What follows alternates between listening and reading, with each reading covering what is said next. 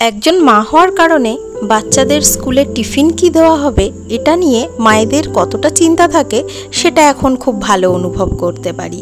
বাচ্চাকে যদি প্রত্যেক দিন কম বেশি একঘেয়ে খাবার দেওয়া হয় তাহলে বেশিরভাগ ক্ষেত্রেই টিফিনটা বাড়িতে ফিরে আসে।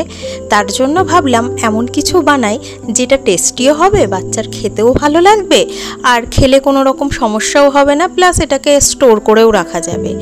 এর জন্য আমি 200 গ্রাম সুজিকে মিক্সিতে ভালো করে গুঁড়ো করে নিয়ে একটা ছাঁকনির মধ্যে নিয়ে নিচ্ছি। তার মধ্যে দিয়ে দিচ্ছি 100 গ্রাম মতো চিনির গুঁড়ো, তার মধ্যে 1 চামচ বেকিং পাউডার, 1/2 চামচ বেকিং সোডা দিয়ে এটাকে খুব ভালো করে আমি চেলে নিচ্ছি যাতে কোনো রকম ল্যাম্পের মধ্যে না থাকে।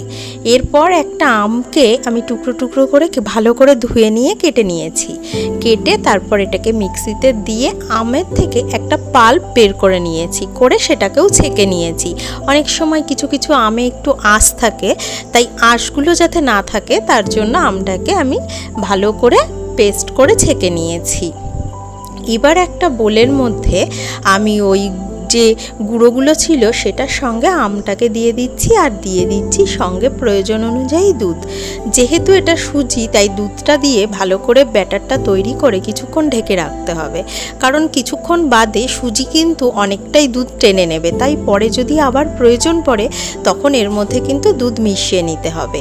এরপর এর সঙ্গে আমি কেটে নিচ্ছি কিছু ড্রাই ফ্রুটস। আপনাদের ঘরে যে টাইপের ড্রাই ফ্রুটস আছে আপনারা সেটা ইউজ করতে পারেন।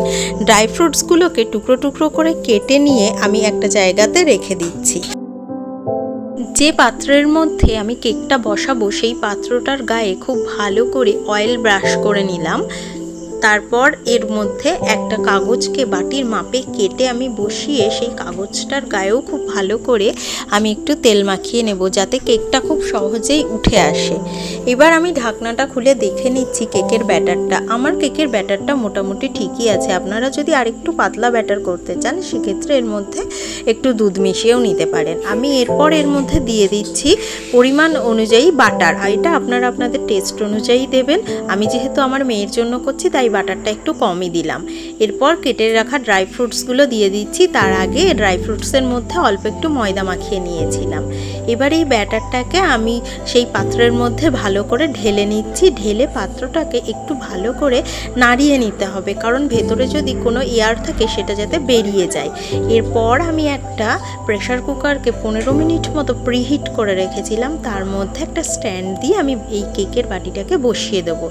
ঠিক 35 মিনিট মতো এইভাবেই কুকারটাকে আমি আটকে রেখে দেবো। 35 মিনিট পরে একবার ঢাকনাটা খুলে একটা টুথপিকের সাহায্যে একটু টেস্ট করে নেব যে কেকটা ঠিকঠাক হয়েছে কিনা। আপনারা দেখতেই পাচ্ছেন কত সুন্দর একটা নরম স্পঞ্জি কেক হয়েছে।